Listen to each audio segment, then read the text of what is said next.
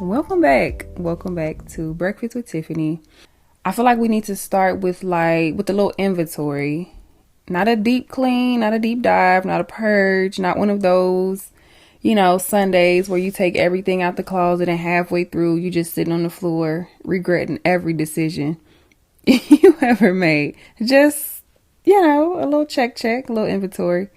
Last episode, the morning view was really about where I am now, right?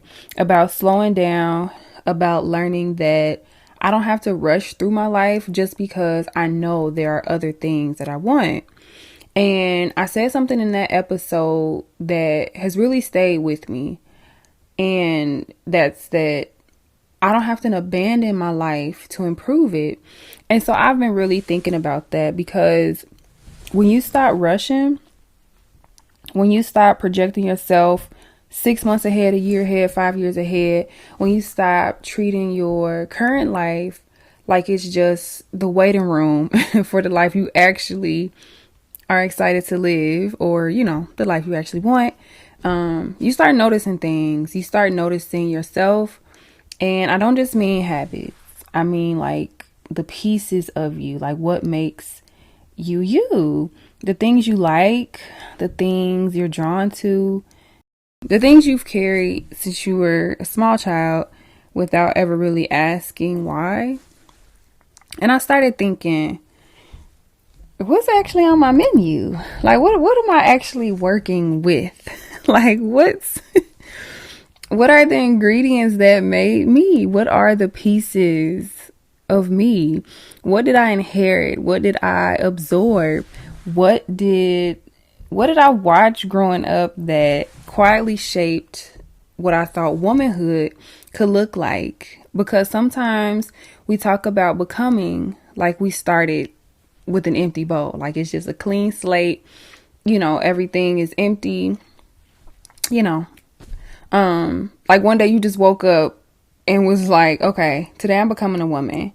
Like, girl, no, there were some things that you were collecting your whole life, ingredients, if you will.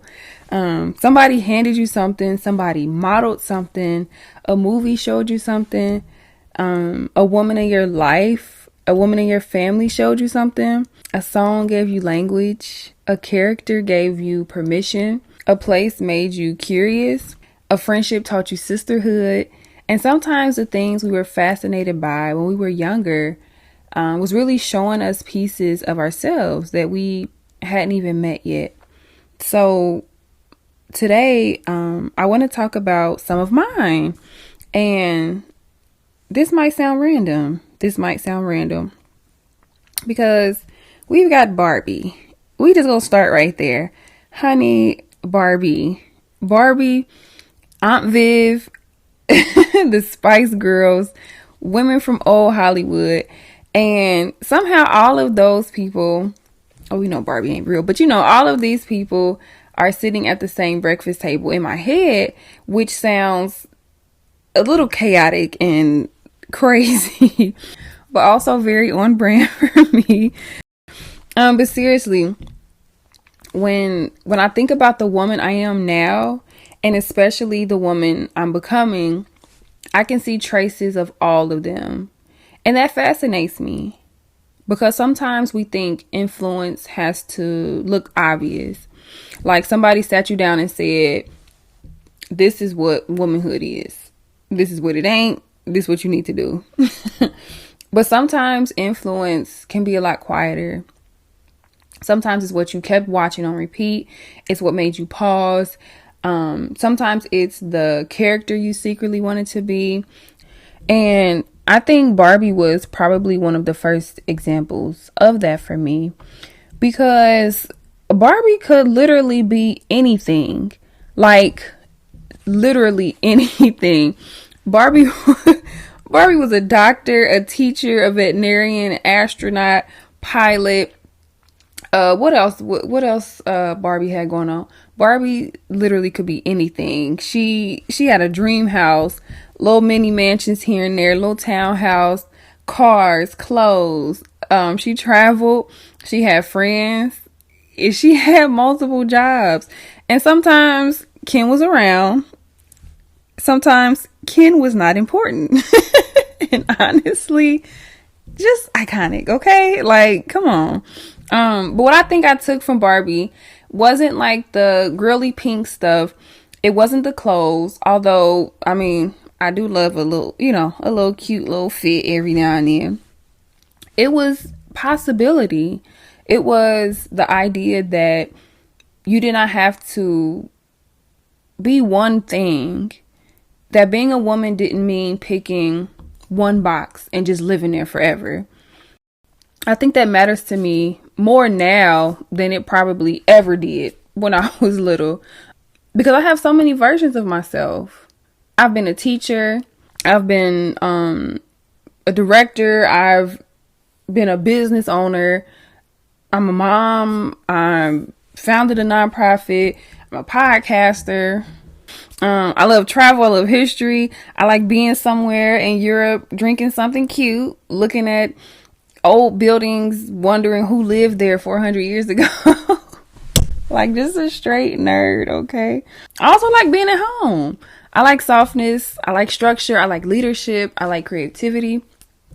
For a long time, I think I carried this pressure to figure out which version of me was the real one.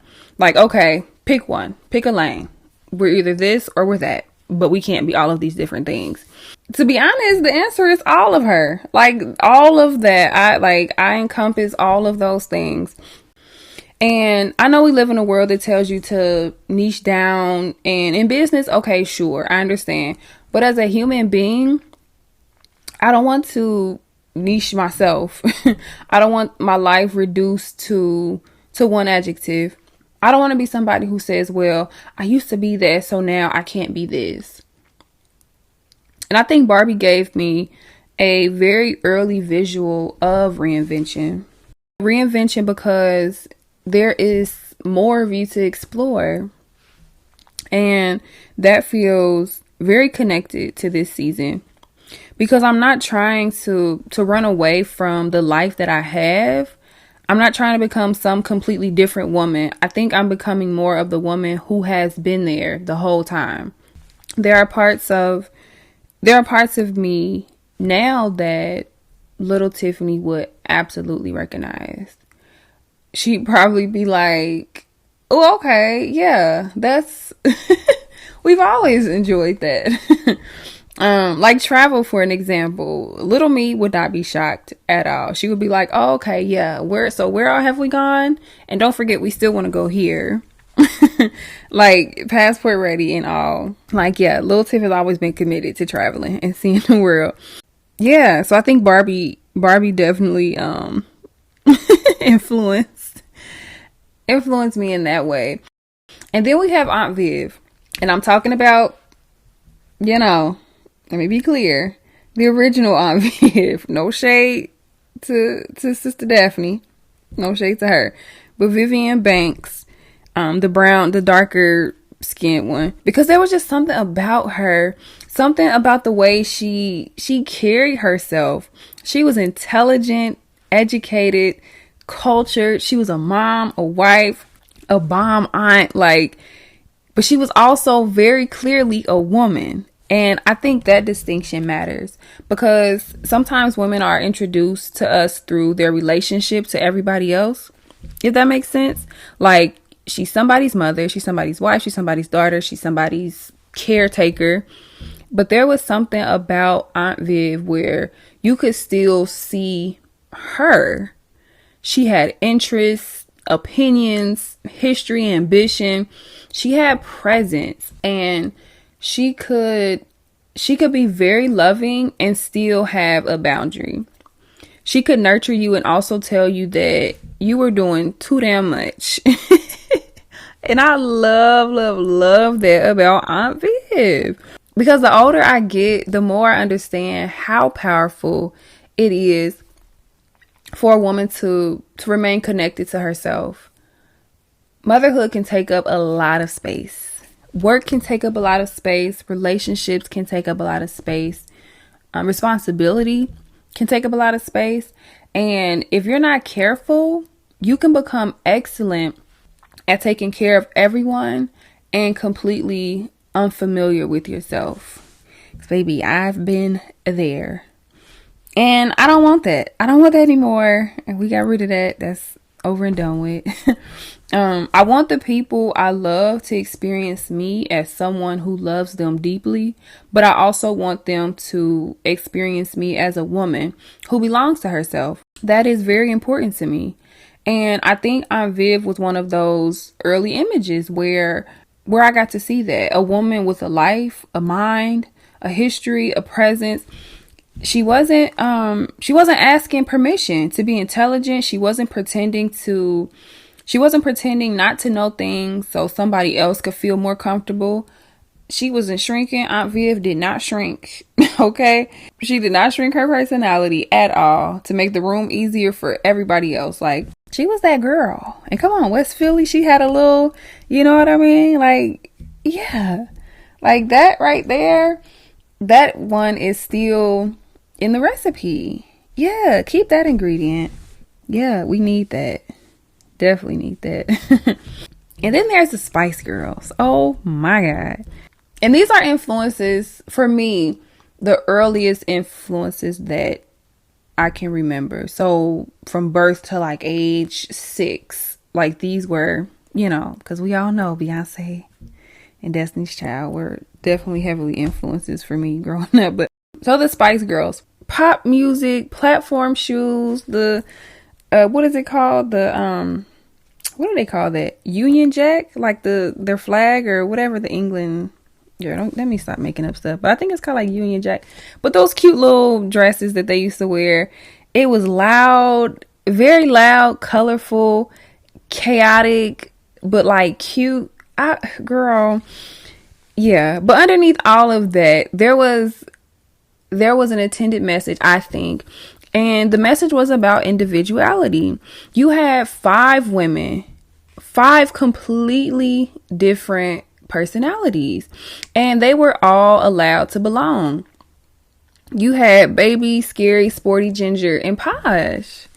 Nobody was saying, okay, you know, in order for this group to work, we need y'all to dress the same, act the same, look the same. Like, no, they were very distinct. Like, yeah. And as a kid, I think that planted something. This idea that sisterhood does not require sameness. Like, I can love another woman without needing to become her. I can admire another woman without making her my competition. I can be in community and still have an identity. And girl, that is a lesson. That is a lesson adult women still need. Because sometimes we confuse closeness with conformity. And we think that friendship means you have to move the same, think the same, date the same, raise your kids the same, make same choices. And if somebody changes, it suddenly, you know, kind of feels like a betrayal. But real sisterhood has room. And yeah, it has room for evolution, difference. It has room for the friend that's married, the single friend, the friend with the kids, the friend who doesn't want any kids, the friend who wants a corporate career, the friend who wants to open a flower shop in Costa Rica. You know, like, there's room for all of those different types of women. And I think the Spice Girls gave me a very early picture of women standing next to each other without disappearing inside each other. That makes sense? Yeah. And of course, they also contributed heavily to my belief that international travel was just normal life. Because, baby, they would be everywhere. You hear me? Now, yeah, they were international pop stars. So, of course, they were all over Europe. But, I mean, the bus, the planes, the cities, just dramatic international situation. And that'll probably be a different episode because I've had a few dramatic international situations. But all in good fun, good fun. But the Spice Girls are about 45% responsible for my love of Europe. Yeah, between the Spice Girls and Passport Pilot Barbie or whatever she had going on. Yeah, they the reason. They are the reason that sparked my curiosity about the world. And that's been there for a long time because travel has shaped me in ways I don't think I understood when I first became interested in it. Because for me, travel isn't just, oh, I like vacations. Like, no, I do like, I do enjoy vacation, but it's bigger than that for me. Being someone else makes you question what you assume was normal. Like, you realize people live differently, eat differently, parent differently, dress differently. The way they gather and commune is different. Celebrations are different. I don't know. And there's just something incredibly humbling about realizing that your way is not the way. It's just one way of doing things. And I think curiosity has been one of the strongest ingredients in my life. I want to know things. I want to see it. I want to understand it. I want to sit somewhere and ask, why do they do this like this? Like, where does that stem from? Like, just curious. And that curiosity is definitely a part of what eventually led me to international studies, my undergrad degree, and having the opportunities to study in South Africa and Spain. Yeah, and it's definitely influenced the work I'm doing now. And when I look back, I can see that that was like always, that was always there.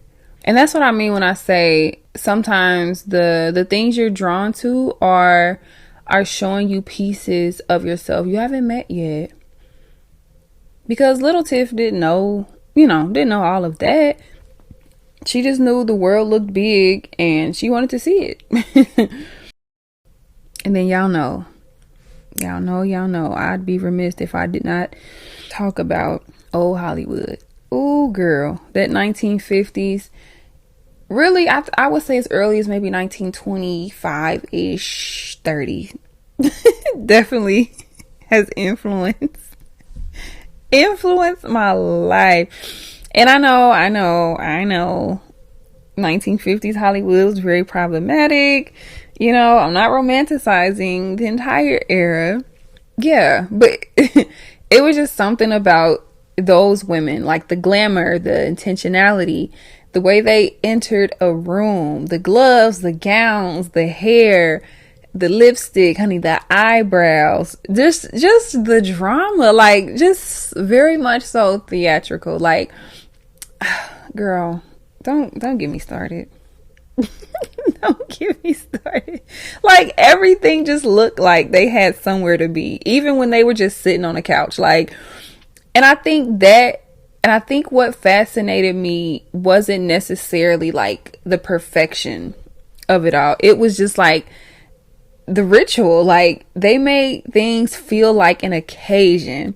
Getting dressed was like a thing. You know what I mean? Dinner was like an occasion. Like, it was just, everything that they did, hosting, walking into a room was just like this. Girl, okay, all right. And I think there is something I still like. Clearly I still love all of that, but for me, I think it's really rooted in just seeing how life is now. Like, our lives have gotten so casual. And I'm not talking about like clothes. I mean like attention. Like, we eat while scrolling. We watch something while scrolling something else. We talk to someone while we looking at our phones. We, rush through meals, rush through mornings, rush getting dressed. Everything is kind of just like this go, go, go type of society now. And everything just kind of becomes, something to finish so we can get to the next thing. Or at least that's my kind of like my take on society now. And I'm at a point in my life where I want more ceremony. Like, I want things to be like a thing, not performance, not, just like I actually want to drink my tea while it's hot and light a candle because I like candles, wear perfume even if nobody's coming over. Now, baby, that is a thing that I do. I've gotten in the habit of that. Like, I will literally get dressed, like, dressed, then put some edge control on, put my little scarf on, spray a little fragrance, you know, just, yeah, just extra, like, you know. And it's so funny because my grandmother used to be that way. Like, she would get dressed, I mean, earrings. She would be in the mirror curling her hair to music, picking out outfits, asking me, what does this look right? What's going on with, girl, just to run to the corner store, or maybe not even to go there, just to be in the house. But she made everything a moment. So I aspire to be that level of diva, okay? But yeah, and I guess that's just kind of like the season that I'm in, like just not rushing through certain things. Well, really not rushing through. I try not to rush through a lot of the things that I do now. Because where am I going? Where am I really going? And that was, you know, the whole conversation, episode 1. Yeah, I don't want to fast forward through my life. And I think those old images of womanhood gave me a love for ritual, you know, a love for things having, you know, having some beauty around them, some intention, some care. And I'm learning now that ritual can be a way of, you know, returning to yourself. Like, and I think that's something our grandmothers understood, like the women from back in the day. There was a ritual in how women cared for themselves, for their homes, for each other. There was ritual in hair, food, church, gatherings, Sunday dinner, sitting on porches, recipes passed down without measurements because they spirit just knew, like, nope, you only need a little bit of, just a little. Yeah, and not every tradition needs to come forward with us. We know that some things do need to end. But I do think there's wisdom in remembering that life is not only about efficiency. We're allowed to experience it. We can savor it. You know, we're allowed to make meaning out of ordinary things. Yeah, that brings me to inheritance. Because when I say things I inherited, like, I'm not talking about things from my family. Inheritance is bigger than blood. Like, we inherit messages, beliefs, expectations, fears, ideas about beauty, money, ideas about success, love, womanhood, manhood. We inherit these things from our families, our neighborhoods, schools, relationships, the media, the internet, our friends, our culture. And the scary part is you can inherit something without realizing that you inherited. Like, you can be living by a rule nobody ever even said out loud. And you can be chasing a life that you never consciously chose. And you can also be afraid of something because somebody else was afraid of it. Like, and you can also believe that love is supposed to be difficult because every relationship around you was difficult. You can also believe success is supposed to look a certain way because that was the only version you saw celebrated.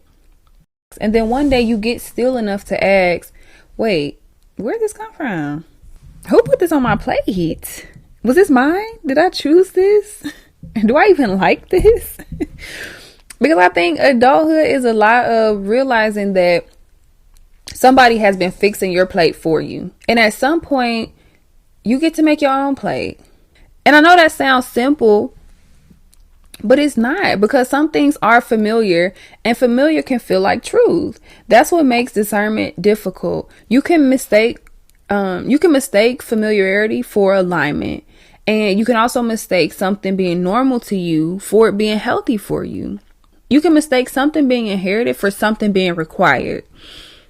And I think one of the things I'm doing in this season of my life is looking at what I've inherited without automatically accepting or rejecting it. Just looking. Like, oh, when I start doing that? When? How long has that been there? Like, what we do? And I think that's what presence gives you. Like, you can look without panicking. You don't have to immediately reinvent your entire life. You don't have to burn everything down because you realize the one belief doesn't fit anymore. You can just say, interesting. That's been there the whole time. And then you can decide, do I want to keep this? Is this something I want to keep doing? Do I want to change it? Do I want to put it down? I don't know, y'all. I'm just talking. And I think this episode specifically was important for me because after the morning view, you can't really evaluate your life while you rushing through it. You know, you really got to get still enough to see what's there. And some of what I'm seeing, I like the part of me that's curious. I like the part that wants to see the world. I like the woman who believes she can have more than one identity.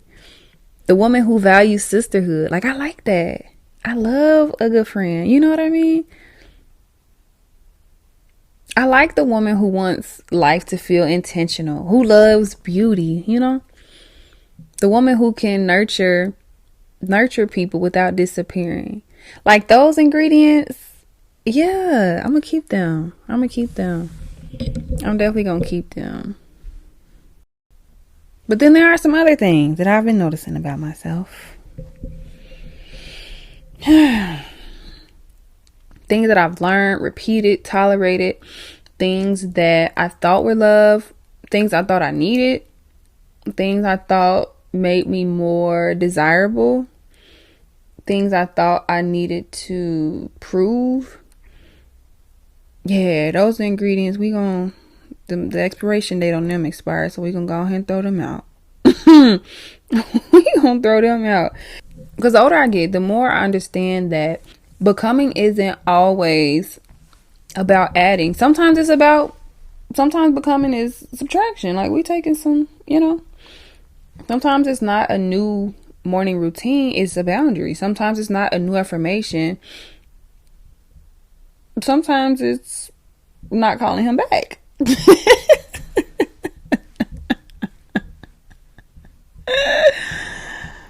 Whoo, girl. Sometimes growth is incredibly unglamorous, like hideous. And sometimes growth is simple as something is saying, no, I actually don't want that. I used to participate in that, but I don't want it anymore. You know what I mean? Like, yeah. And that's been a major lesson for me. Because I am sentimental. I can romanticize. I attach meaning to a lot of things. And I can look at something and remember who I was when I first experienced it. But honoring something doesn't mean you have to keep living inside of it. You can say that mattered to me and still move on. You can say, oh, that shaped me and still choose differently. You can say I loved that person and still know they don't belong in your present life. And that's what I'm learning. That's one of the hard things I'm learning. That's one of the hard things I'm learning. Yeah. I just think that's the part of becoming, We should be changing. We should be learning. We should be discovering where our beliefs came from. Otherwise, like, what are we really doing? Just eating the same plate somebody fixed us 20 years ago? Absolutely not. I know I won't be. That food is old and it's cold. No ma'am, no ham, no turkey. No. It's disgusting. And I think this is where the menu metaphor gets really interesting for me.